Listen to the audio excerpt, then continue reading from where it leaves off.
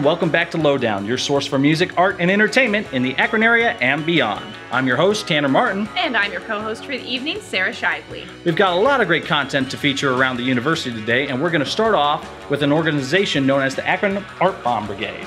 Now, I know that sounds a little dangerous, but this is a really creative organization that a lot of people are involved in. Without further delay, let's roll the feature.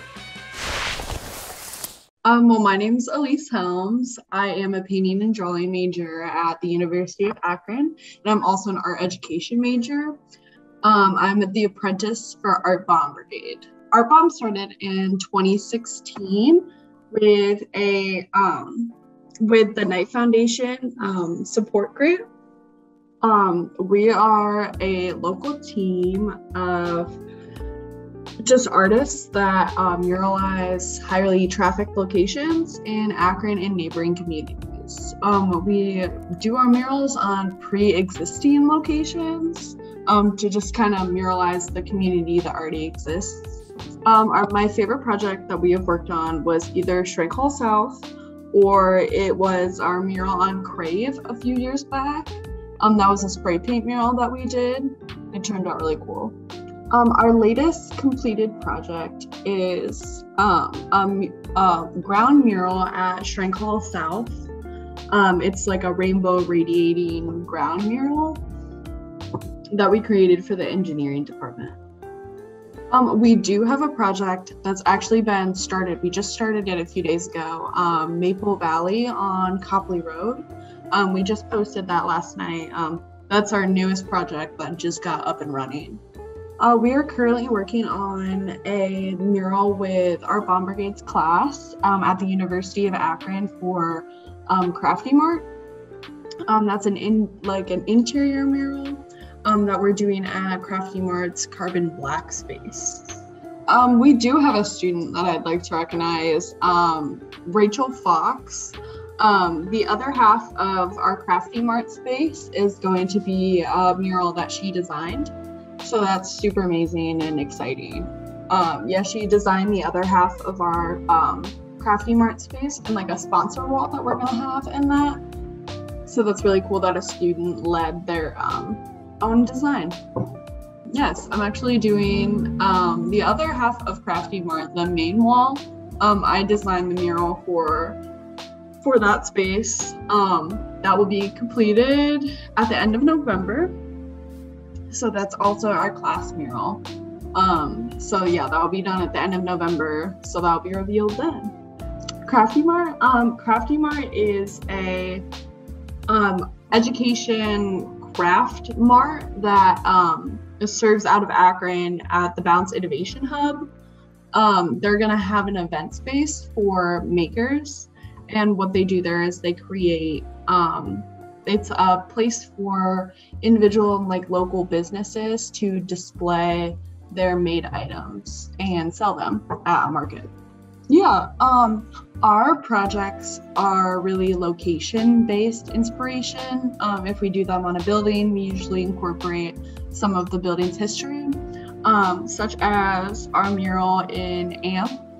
Our AMP mural, that's a new one that I'm mentioning. We actually painted on the inside of one of the first Acme buildings. So we actually incorporated some symbolism in there to reflect the history of the building.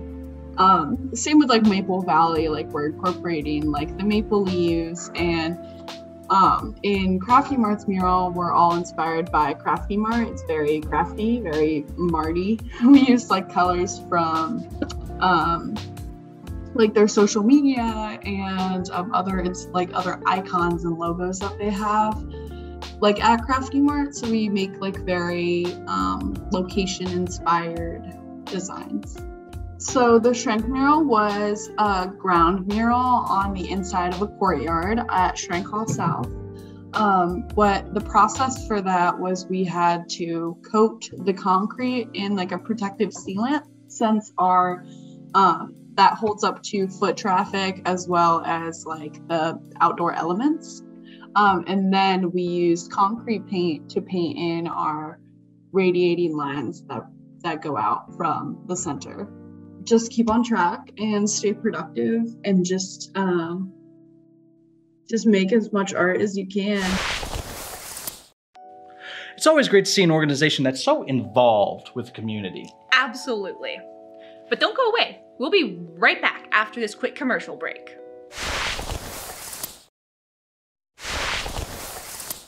And welcome back to Lowdown, everyone. For our next package, we will be featuring a Paul McCartney tribute band, the Mccartney Project. The McCartney Project is a group that pays tribute to all of the music that Paul McCartney wrote for both the Beatles and his group later called the Wings. This package was actually recorded back in the spring of 2020 by former team member Diavion Strozier. And so without further delay, we give you the McCartney Project. I'm Sarah Reeves, and I am Linda McCartney. Tony Burlingame of Columbus, doing Sir Paul. Rob Anagnostis, guitar and keyboards, vocals. Phil Stearns, drums, vocals. I'm Ringo, Abe, Joe, Danny. There's a whole lot of them. So. Pete Best. Pete Best, yeah, well, for one. Go ahead. Yeah. Larry Walken, I'm the jack of all trades guy. Guitar, bass, freaky snare drum. There you go.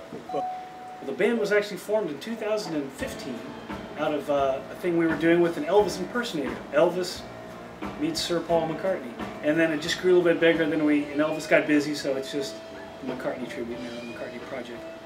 So I play keyboard and also do vocals. Percussion. I play bass guitar, acoustic guitar, piano, and sometimes ukulele. That's true. I play the guitar and the keyboards. And I'm your drummer for this band. Guitar, bass, keyboards. Sometimes keyboards, yeah. I would say we're a little more of a live act than a theater show.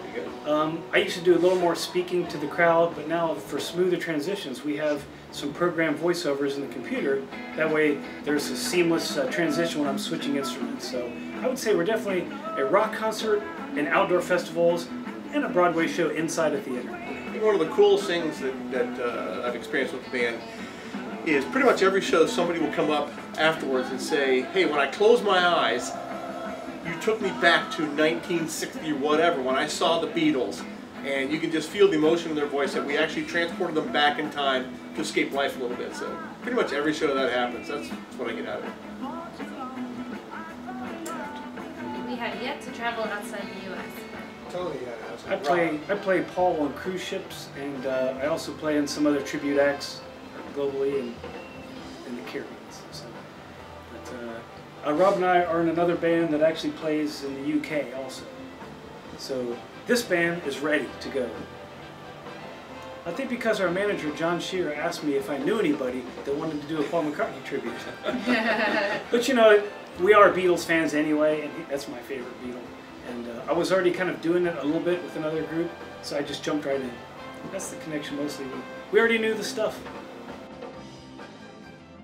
My favorite song is Yesterday, because that song has everything in it. Emotion, a great chorus, you know, hooks. It's just got all the elements of a good song. And it seems like it's a timeless classic. It's almost like he dreamed that song. He didn't write it, so I think everybody knows it.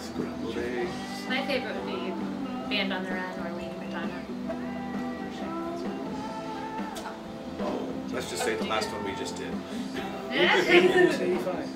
I'm pretty well aware of almost everything the Beatles did as a group and as in their solo stuff, so it's kind of hard for me to pick something. I do favor something that, as we all probably do, that features us a little more. I kind of like when we're all made up and we're ready, we've had a good sound check and we've had a little meal and we're in a good spot, you know, a good space, and then you peek out and you see all the seats and how many people are out there.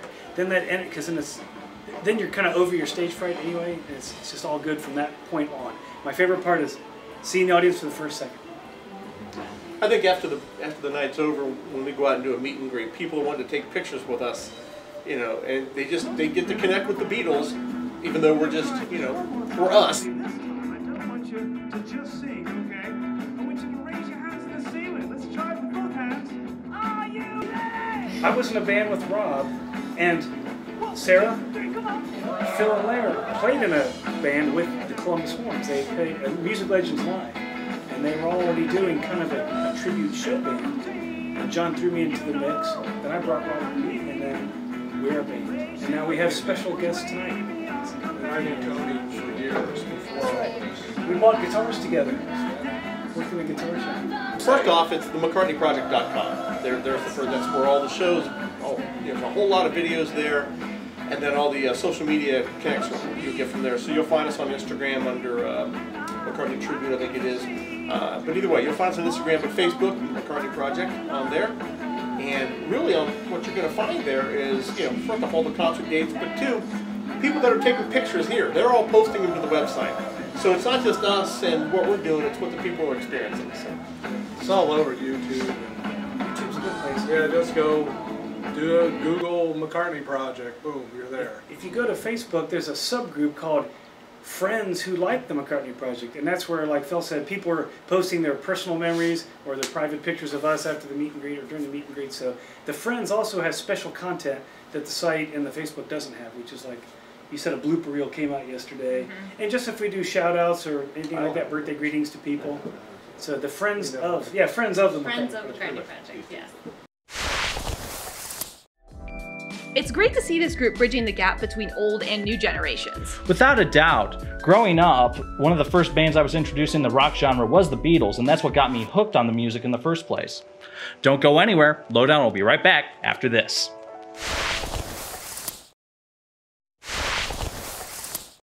Welcome back to Lowdown.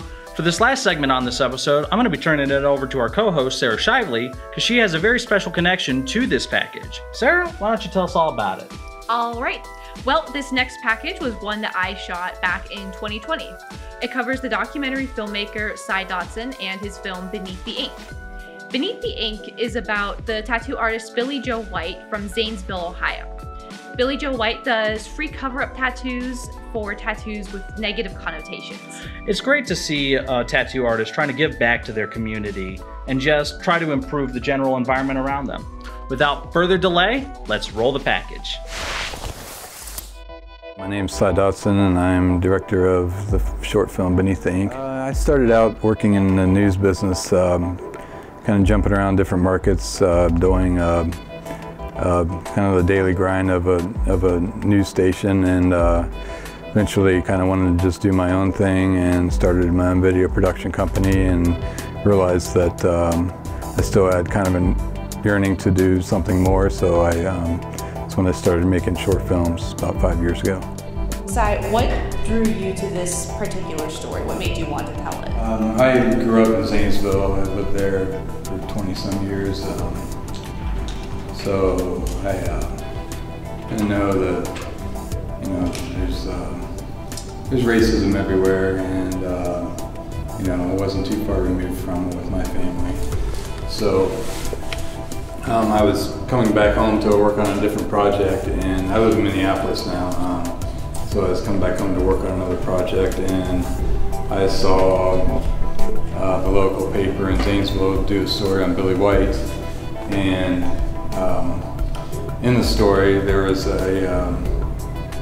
somebody that drove down from Cleveland, I believe, that had a huge Hitler head tattooed on his calf, and he talked about why he was there to get it covered up and why he got it in the first place. And to me, that was just interesting that somebody would, open up about their story and want to talk about it. And Billy seemed like an interesting character to me as well. So I just saw different layers that would be possible in the story. And I think just sort of revealing layers in a story. I mean, it's just like a book or, a painting. It can be anything. It's just connecting with an audience in a way that keeps them engaged in the story. And with Beneath the Ink, there are multiple layers to that, and that's what I find interesting, especially with that story, because it resonates with people, and it's multi-layered. I think it's a way to just learn something about people and be able to share that with an audience. With Beneath the Ink, like, I would never go into a tattoo shop and, you know, talk to Billy Joe White, who does, you know, these cover-ups. And I think it's one thing that it allows me to do is just go out in the communities and talk to people that I normally wouldn't talk to. So I'd like to open the floor up to you guys now. What questions do you have for Cy? How long has he been doing So the film was released 2 years ago at Cleveland Film Festival, actually. And before that, he had done a couple here and there, but after the Charlottesville riot is when he kind of took to the cause. I think the person that's driving the car was from Ohio, and so it just kind of hit home for him more. And he's been wanting to do this for a while, so, and the film definitely gave him momentum to his missions. Have either you or Billy received any backlash from the racist parts of the Bean film?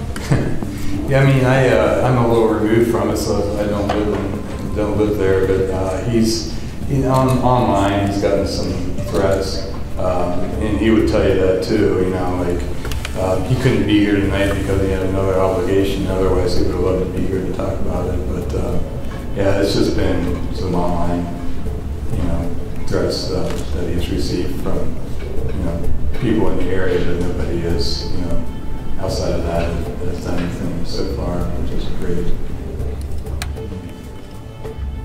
I don't know. They probably do that in some pretty scary places. In basements and people's houses, and they're doing drugs. And I don't know what. I mean, I never really thought of it that way.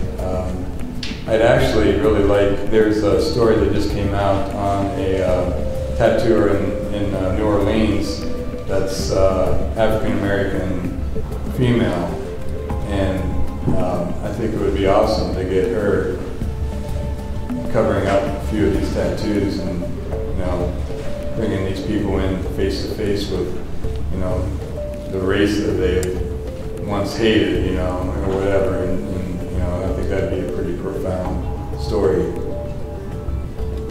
you guys really hope to inspire other tattoo artists like around the country to kind of do the same thing? Yeah, so since the demand is high for this right now at his shop, and they're coming in from all over the country, he's delegating, and he has a huge following on social and on Instagram. I think it's kind of a home base for tattoo artists, which I'm finding out. And so he's got like 300 tattoo artists that are willing to step in. There have been people that reach out to say, you know, I can come to you, but, you know, most of these people don't really have the means, you know, to get there and, you know, get a plane ticket, rent a car to get to Zanesville. So it would be much easier for a shop to lend a hand, you know, out in Portland or LA or Texas and Florida. We went all over the place, and he's even been in contact with tattoo artists in other countries too. Did you get any tattoos done while you were down there? No, I mean, I think I might eventually. I don't know. Hang around Billy enough, I'll probably get one. But I thought about it, but I don't know what to get. Well, the agent has this right now for pitching this as a series. I've been just kind of busy with, I do production for a living, just paid gigs, and I've been pretty busy with that lately. I've been working on a project with a hospital that burned down in Paradise, California, and they're donating all their supplies from the hospital to countries that are in need of it. So they want to do some stories on that. So I just got 5 immunizations right before I got here. I'm going all over the world there pretty soon just to tell these stories. So I'm kind of keeping my calendar open right now. So there's a lot of ways to be inspired nowadays. There's a lot of platforms where you can watch movies and I'd say connect with your local communities that there may be some, a way to meet with people in different groups who might, maybe be doing happy hours or documentary clubs or anything like that. We have a few in Minneapolis to do that. I don't know if there's opportunities like that here, but I know Cleveland's close by, so definitely reach out to the programmers at festivals and see if there's a way to get involved in their festivals, because it's a great way to meet filmmakers and watch a lot of great content. Beneath the Ink has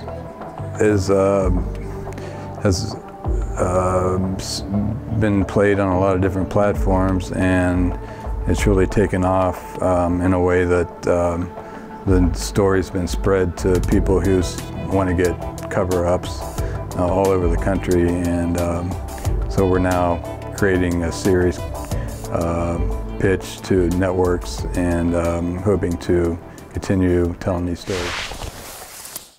And that is all we have for you today on Lowdown. If you like what you saw, be sure to follow us on Facebook, Twitter, and Instagram. And don't forget to subscribe to our YouTube channel. I'm Tanner. And I'm Sarah. And that's the Lowdown.